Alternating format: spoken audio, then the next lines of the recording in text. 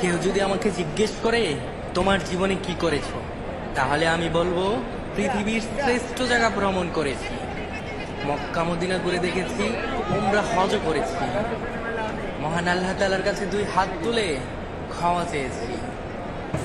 আল্লাহর কাছে লাখ কোটি শুকরিয়া, মহান আল্লাহ তাআলা আমাকে মক্কা মদিনা ঘুরে দেখার সুযোগ করে দিয়েছেন।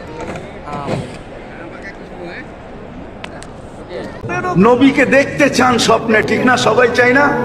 জানেন তো না কোন দুরূদ পড়লে তীর মিস হইতে পারে, কিন্তু আল্লাহর রাসূলকে দেখা মিস হবে না। আল্লাহুম্মা সাল্লি ওয়া সাল্লিম আলান নাবিয়্যিল উম্মি ওয়া আলা আলিহি ওয়া আসহাবি। রাসূলের রওজা মুবারকে জানাই লাখো সালাম, রাসূলের রওজা মুবারকে জানাই লাখো সালাম।